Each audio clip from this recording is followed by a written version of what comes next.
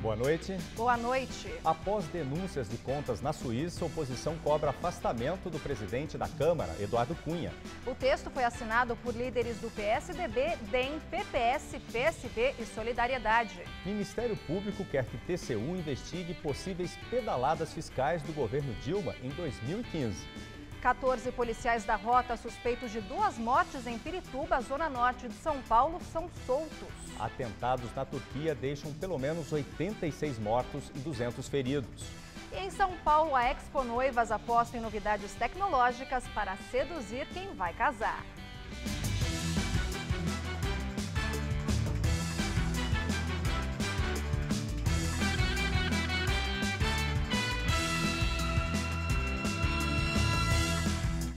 Terror na Turquia. Duplo atentado à bomba em Ankara deixa pelo menos 86 mortos e 200 feridos. As explosões atingiram uma manifestação pacífica em favor dos curdos.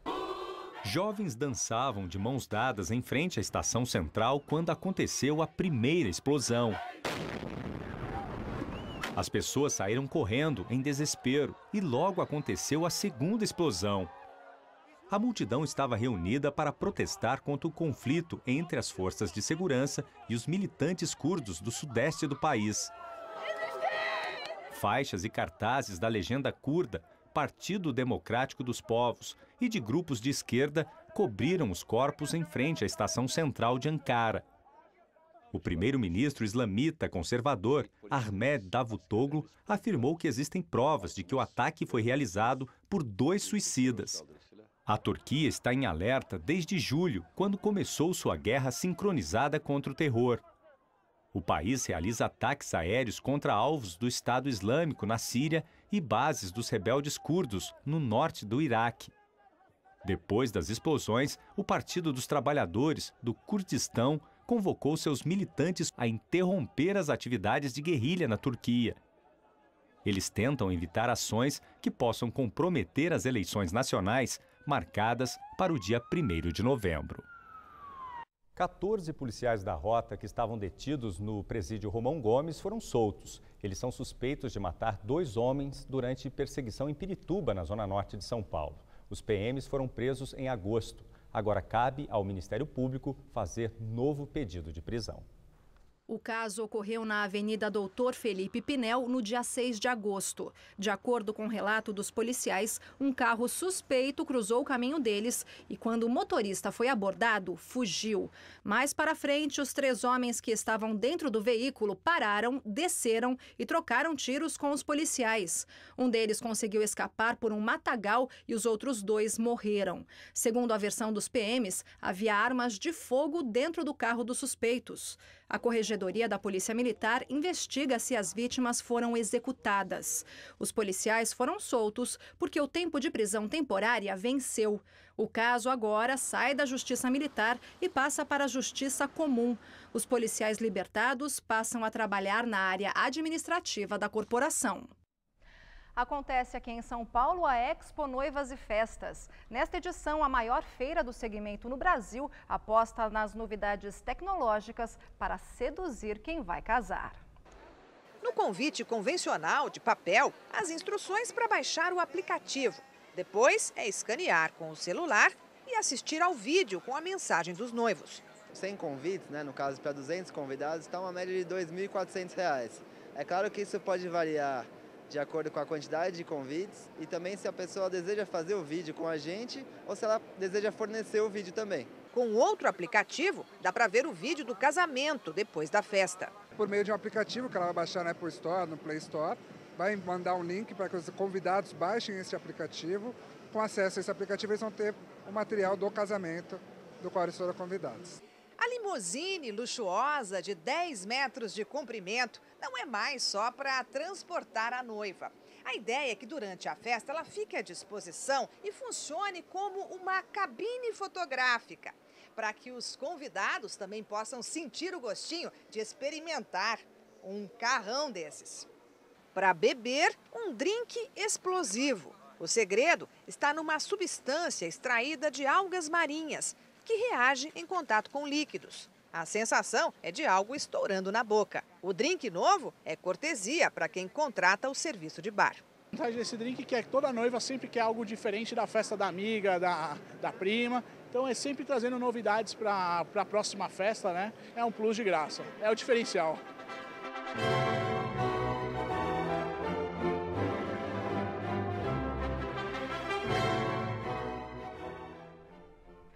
A Expo Noivas e Festas acontece até segunda-feira no pavilhão amarelo do Expo Center Norte. O evento vai das 2 da tarde às 10 da noite. Os ingressos custam R$ 25.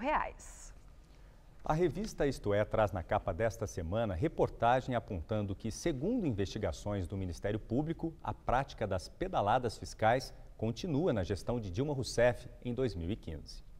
De acordo com a revista, o Ministério Público vai entrar com uma representação na Corte sobre a repetição da prática fiscal este ano. As manobras teriam envolvido 40 bilhões de reais. As chamadas pedaladas são atrasos propositais de repasse de dinheiro a bancos públicos e privados, com o objetivo de maquiar e melhorar a imagem das contas públicas. A manobra é considerada ilegal, já que instituições financeiras públicas não podem financiar o governo. O jornal O Estado de São Paulo também trouxe a notícia na capa da edição de hoje, destacando que em julho deste ano revelou que a Caixa Econômica Federal teria fechado o mês de março com um déficit de 44 milhões de reais para pagamento do seguro-desemprego. Nesta semana, o TCU rejeitou as contas do governo Dilma do ano passado. E o governo da presidente Dilma Rousseff também é destaque nas outras revistas semanais de informação. Dilma sob ataque. A revista Época afirma que a incapacidade de fazer aliados no Congresso e as atuais polêmicas nos tribunais deixam a presidente sozinha no comando do segundo mandato. Na capa da Veja, a silhueta de Dilma Rousseff e o título Por que caem os presidentes? Segundo a publicação, a presidente reúne 3 condições que, de acordo com a revista, são comuns aos governantes de democracias destituídos de seus cargos. E a Carta Capital classifica quais são as principais consequências da rejeição das contas do governo pelo TCU. Também aborda a abertura do processo de impugnação de mandato no Tribunal Superior Eleitoral. A defesa do presidente da Câmara, deputado Eduardo Cunha, do PMDB, divulgou nota hoje em que critica os vazamentos de investigações da Lava Jato. Relatórios do Ministério Público da Suíça, enviados aos procuradores brasileiros, revelam que Cunha e seus familiares utilizaram dinheiro de propina de contratos da Petrobras para o pagamento de despesas pessoais. A nota insinua que o Procurador-Geral da República, Rodrigo Janot, é o responsável pelo vazamento das informações. As investigações indicam que Cunha manteve 4 contas bancárias na Suíça abertas entre 2007 e 2008. Dessas, 2 teriam sido fechadas por ele no ano passado e outras 2 contas foram bloqueadas pelo Ministério Público suíço. Eduardo Cunha teria recebido depósitos de cerca de 23 milhões de reais. E através de nota, líderes da oposição pediram hoje o afastamento do presidente da Câmara, Eduardo Cunha, após revelações sobre as contas dele na Suíça. A nota foi assinada pelo PSDB, Solidariedade, PSB, DEM, PPS e minoria na casa. No texto, os parlamentares pedem que Cunha se afaste do cargo para que possa exercer de forma adequada o seu direito constitucional à ampla defesa. Pouco depois do pedido de afastamento feito pelos líderes dos partidos de oposição, a assessoria de imprensa do presidente da Câmara divulgou nota na qual ele reafirma que permanecerá no cargo. Vamos agora ao destaque do jornal Folha de São Paulo. A Folha de São Paulo traz a manchete: provas deveriam derrubar Cunha, afirmam partidos. Segundo o jornal, líderes do PSDB e DEM, entre outros, afirmam que elo com contas na Suíça inviabiliza permanência de presidente da Câmara. O Dia das Crianças é só na segunda-feira, mas a festa já começou. São Paulo oferece diversas atrações com diversão garantida para todas as idades.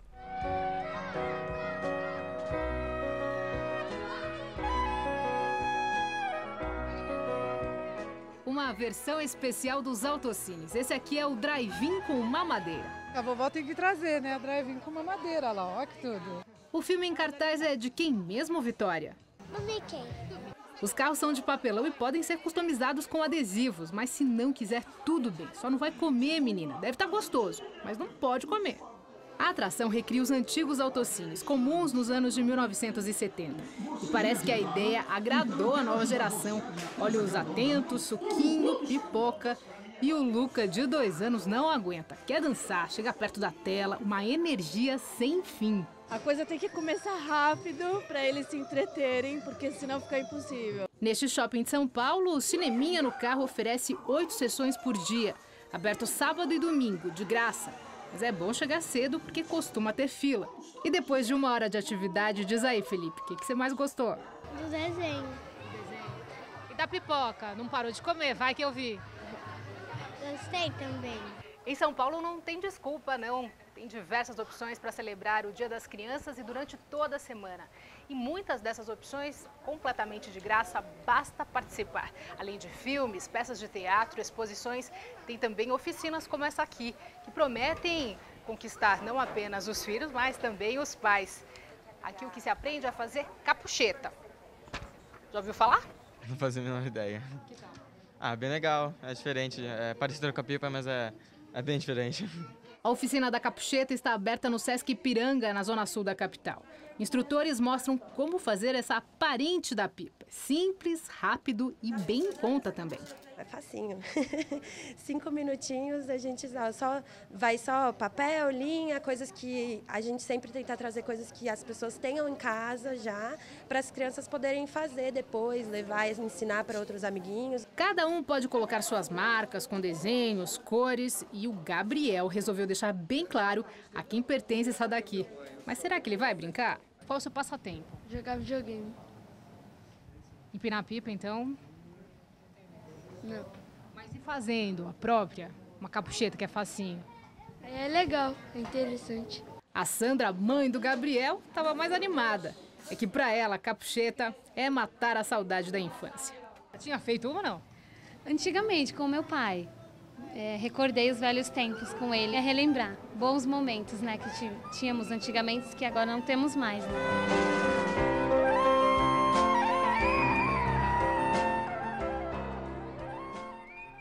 E graças à chegada de uma frente fria, o tempo ficou bastante instável hoje na capital paulista. Começou nublado e frio, mas teve calor e sol à tarde. Mas até o final da noite de hoje pode chover. E assim deve ser até o feriado de 12 de outubro. Vamos aos detalhes da previsão do tempo para todo o Brasil com Luciana Magalhães.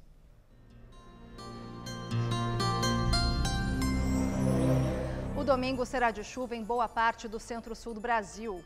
Em toda a região sul e na maior parte do centro-oeste, o sol até aparece, mas sempre entre muitas nuvens e com chuva a qualquer momento. Mas essa chuva diminui de intensidade. O mesmo deve ocorrer no sul de Minas e também no Triângulo Mineiro. Tempo firme e seco no norte de Goiás, incluindo o Distrito Federal, e nas demais áreas do sudeste e também em todo o nordeste. E no norte, sol com pancadas de chuva que podem ser fortes, principalmente à tarde. Máximas amanhã de 29 graus em Salvador, 33 em Vitória e 22 graus em Florianópolis. Em São Paulo, o tempo continua bastante úmido e o volume de chuva é maior no oeste paulista, nas cidades mais próximas ao Paraná. Em Marília, máxima amanhã de 25 graus e de 33 graus em Votuporanga. No centro-norte paulista, a possibilidade de chuva fraca à tarde, com máxima de 26 graus em Bauru. E na faixa leste, que inclui a capital, o tempo continua instável, a temperatura fica amena, mas não há risco de chuva forte. Máxima de 26 graus em Santos e também em Caraguatatuba. Amanhã aqui na capital, temperatura mais baixa, com chuva a qualquer momento, máxima de 25 graus. O feriado terá pancadas de chuva à tarde, mas o tempo fica abafado, com máxima de 28. E na terça, céu nublado, com chuva a qualquer hora, máxima de 25 graus. A observação de aves é uma atividade recreativa que existe no mundo todo e vem ganhando cada vez mais adeptos na capital paulista. Veja na videoreportagem de Renata Falzoni. Uma garça fatura um peixe com exímia destreza. Uma cena comum no ambiente selvagem. Não fosse o fato de estarmos em pleno Parque do Ibirapuera, na capital paulista, um dos locais preferidos dos observadores de pássaros, os bird watchers. Aqui no Ibirapuera, possivelmente, chega umas 200 espécies. A popularização desse hobby é importante para a ciência, pois aumenta a quantidade de dados. Devido a isso, é importante ver, contar e anotar. Porque ao longo do tempo você consegue entender se uma espécie está reduzindo a sua população ou se ela está aumentando a sua população. Então, só fazendo anotações e registrando, você vai conseguir ter essa visão. Compartilhar esses dados coroa o processo do cidadão cientista. E para isso existem aplicativos e sites especializados. Então, às vezes as pessoas veem algumas aves da sua janela, em comedouro, saem para passear numa praça, num parque. Elas podem fazer uma lista das aves que elas viram, contar quantos indivíduos tinham de cada espécie e compartilhar isso numa plataforma online. E aí a gente consegue ter ações de conservação para aquela espécie e que vai refletir no ambiente para todos nós. Saltar de 10 mil para 1 milhão de observadores de pássaros no Brasil é a meta. Para isso é necessário o engajamento de todos, independente da idade. Quando eu comecei, o pessoal tirava sarro de mim. Ah, Marcos, você só vai ver urubu e pardal. E num simples passeio numa manhã de São Paulo, você consegue observar mais 50 espécies de aves, né? Eu não consigo imaginar nenhuma outra ordem de animais que você consegue ter uma riqueza tão grande e tão fácil, mesmo em meio urbano. Ainda que não esteja comprovado, já é notado um aumento de periquitos e papagaios em nossa cidade. Fotografar a fauna brasileira não é tão fácil assim, devido às burocracias dos parques municipais, estaduais e federais.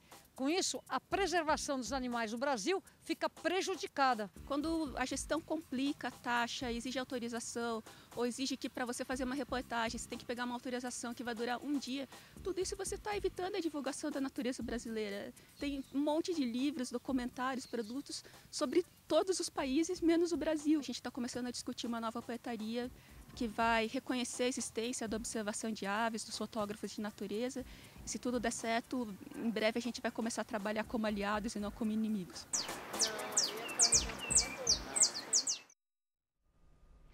O horário de verão começa no próximo fim de semana e irá até o dia 21 de fevereiro de 2016. À meia-noite de domingo, 18 de outubro, moradores dos estados do Sul, Sudeste e Centro-Oeste, mais o Distrito Federal, terão que adiantar os relógios em 1 hora.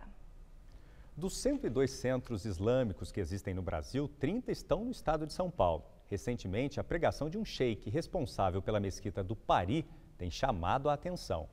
E para atrair, sobretudo, os mais jovens, ele ensina a religião de uma maneira moderna, utilizando gírias e as redes sociais. O domínio sobre o que ele fala é fruto de anos de estudos no Líbano, Catar e Arábia Saudita. Sheik Rodrigo Rodrigues nasceu no Rio Grande do Sul em uma família católica. O interesse pelo islamismo nasceu nos anos 90, durante a Guerra do Golfo. Até que em 2004 eu ganhei uma bolsa de estudo para estudar na Arábia Saudita. Eu estudei numa faculdade, uma universidade grande lá na Arábia Saudita e me formei com graduação em Ciências Islâmicas. Eu fui o primeiro brasileiro a chegar naquela universidade e também o primeiro brasileiro a receber um título de sheik. Em 2011, o sheik voltou ao Brasil com árabe fluente. Em São Paulo, recebeu convite para ensinar o que aprendeu aos frequentadores da mesquita do Pari, na região central de São Paulo, só que de um jeito bem brasileiro. De aula de religião tem que ser algo de dentro para fora. Uma aula de religião, a pessoa se imagina ficar tudo parado, assim não, perguntas e respostas, tirar dúvidas. Por quê? Para seguir uma religião, a pessoa tem que entender. E para entender, vai gostar. A linguagem descontraída das aulas foi o que motivou a jovem Vanessa, que não tinha religião, a se converter. O Islã é uma religião muito justa com as mulheres, não tem machismo, nós somos muito valorizadas, somos tratadas como pedras preciosas, uma religião muito boa. Além da mesquita aqui do Pari, o sheik Rodrigo também dá aula sobre o islamismo em uma escola aqui da zona leste de São Paulo. E o curioso é que não são somente as aulas presenciais como esta que auxiliam os seguidores da religião. Ele encontrou na tecnologia e até nas redes sociais uma maneira mais descontraída para falar sobre este assunto. Na internet, o jeito descolado dele chama a atenção. Por meio de vídeos curtos, gravados muitas vezes por ele mesmo, no estilo selfie, o sheik moderno transmite mensagens misturando português e árabe. Canari bila hatab. O conhecimento sem educação é como fogo sem lenha. O que eu quis fazer, Twitter, Facebook, todas as redes sociais, é criar um meio, um canal para as pessoas tivessem acesso um pouco do conhecimento da informação. O fato de ele ser brasileiro é muito bom porque contribui para o aprendizado dos brasileiros da religião islâmica, para desmistificar alguns erros, né? Ele consegue explicar muito bem a religião na nossa língua, o que hoje no Brasil ainda não é comum. E foi assim, por meio do computador, que a Cláudia conheceu o Sheik. E o que ela ouviu na internet a trouxe hoje ao primeiro contato com o Islã. Ele é uma pessoa que ele dá de todo o coração o amor, o carinho para o ensinamento. E isso é muito bom. Reunião do FMI, o Fundo Monetário Internacional, em Lima, no Peru, conclui que a economia mundial está com mais incertezas. A crise no Brasil foi um dos destaques da reunião anual do FMI, que termina amanhã. O país foi representado pelo ministro da Fazenda, Joaquim Levy, e pelo presidente do Banco Central, Alexandre Tombini. A diretora-geral do fundo, Christine Lagarde, sugeriu ao Brasil a melhoria das condições de negócios, instituições e governança e reduzir as lacunas de educação e de infraestrutura. É a primeira reunião do fundo na América Latina após 50 anos. Mais de 100 mil pessoas participam de protesto em Berlim contra o projeto de acordo de livre comércio entre União Europeia e Estados Unidos, a parceria transatlântica. A manifestação foi convocada por partidos de oposição, grupos ambientalistas e de defesa do consumidor. O motivo do protesto é o projeto de acordo de parceria transatlântica de comércio e investimento que está sendo negociado entre a União Europeia e os Estados Unidos. Um projeto similar com o Canadá também está em negociação. O objetivo é eliminar barreiras alfandegárias e regulamentares para estimular o comércio entre os dois lados do Atlântico. Os críticos alegam que a parceria transatlântica é antidemocrática e reclamam de falta de transparência nas negociações que acontecem a portas fechadas. Eles temem que o acordo possa dar poderes demais às multinacionais e provoque a redução dos padrões de segurança alimentar, ambiental e do trabalho. Os defensores afirmam que a parceria transatlântica vai criar um mercado de 800 milhões de consumidores. E a seguir, durante desfile militar, líder da Coreia do Norte diz que seu país está pronto para uma guerra com os Estados Unidos. E aumenta a tensão entre palestinos e israelenses. Israel convoca centenas de policiais após novos confrontos e mortes. Quem me vê correndo assim, nem imagina que eu já tive tuberculose. Mas eu venci a doença e qualquer pessoa pode vencer. Se você tosse por mais de 3 semanas, procure a unidade de saúde do SUS e faça o teste grátis. O tratamento também é gratuito, não pode ser interrompido. Vai por mim. Tuberculose existe, mas tem cura. Apoie quem tem a doença. Ninguém merece perder o fôlego por causa dela. Outubro é o mês Chevrolet. E nesse mês, a melhor versão do Onix está com o melhor preço do ano. Onix LTZ 1.4 com 106 cavalos, sistema multimídia, faróis de neblina e rodas de liga leve a partir de R$ 45.990 com taxa zero em 36 vezes. É o carro mais vendido do Brasil com o melhor preço do ano e a condição que você sempre quis. Passe na Chevrolet nessa semana e aproveite. Ninguém vai fazer melhor no mês Chevrolet. Martelo. Martelo. Alicate. Alicate. Onde é que tá? Tá aí na tampa organizadora. Broca. Broca. Eita, tem isso aqui. Claro, cabe 40 quilos. Chave de fenda.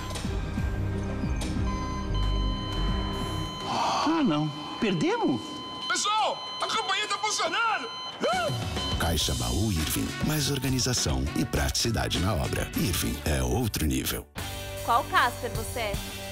A minha Casper é informação. A minha Casper é organização.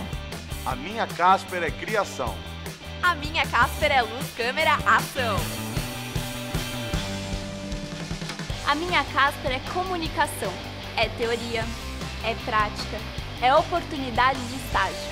É a melhor localização. Essa é a minha Casper. E você, qual Casper você é? Olhando assim, parece um simples cartão, mas na mão de 14 milhões de famílias, ele ajudou o Brasil a avançar e sair do mapa mundial da fome. E sabe o que mais ele está fazendo? Salvando vidas. As crianças são acompanhadas e vacinadas, e assim a mortalidade infantil caiu. Bolsa Família é mais do que renda, é uma geração inteira crescendo com saúde. Manter a caderneta de vacinação das crianças atualizada é um compromisso de quem recebe o Bolsa Família. Neste domingo vai ter o maior dos clássicos do futebol, Mesa Redonda, com a participação de Paulo Nobre, presidente do Verdão. E você fica por dentro de todos os detalhes da derrota da seleção brasileira para o Chile nas eliminatórias para o Mundial. Mesa Redonda, neste domingo, 9h30 da noite.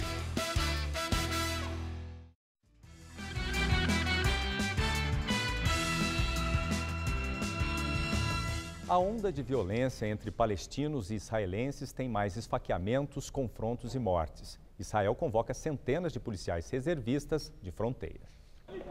2 casos aconteceram perto da entrada da cidade velha de Jerusalém. Um palestino de 16 anos esfaqueou 2 israelenses e foi morto a tiros pela polícia. Em outro ataque com faca, um palestino feriu 3 policiais e também morreu baleado. Em Hebron, na Cisjordânia, palestinos e soldados israelenses se enfrentaram depois do funeral de 2 jovens que foram mortos após terem atacado israelenses a facadas. Houve confrontos também na cidade de Ramallah. O exército israelense anunciou a convocação de 2.000 policiais de fronteira para reforçar a segurança em Jerusalém e em cidades árabe-israelenses. O líder da Coreia do Norte, Kim Jong-un, diz que seu país está pronto para uma eventual guerra com os Estados Unidos. Foi o primeiro pronunciamento público dele em 2 anos e meio. Um gigantesco desfile militar aconteceu por ocasião dos 70 anos do Partido Único da Coreia do Norte. O Partido dos Trabalhadores, de inspiração marxista-leninista, lidera o país com a 3ª geração da mesma família. A demonstração de força levou para o centro da capital, Pyongyang, tanques, mísseis de longo alcance e outros veículos e projéteis. Kim Jong-un chegou ao poder em dezembro de 2011 e só tinha falado em público em abril de 2012, no centenário de nascimento do avô. Hoje, ele discursou por meia hora. Ele disse que as Forças Armadas Revolucionárias são capazes de enfrentar qualquer guerra provocada pelos Estados Unidos e que está preparado para proteger o povo e o céu azul da pátria. O evento durou mais de 3 horas e teria sido o maior desfile militar da história da Coreia do Norte. E o Jornal da Gazeta termina aqui. A edição de hoje pode ser vista no site do Jornal da Gazeta. Um ótimo domingo para você. Voltaremos na segunda-feira às 19 horas. Uma boa noite para você.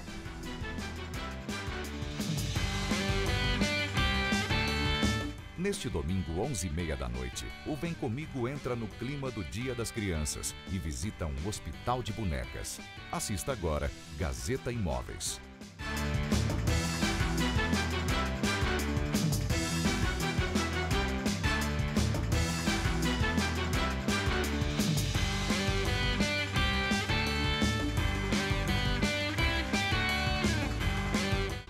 Jornal da Gazeta. Oferecimento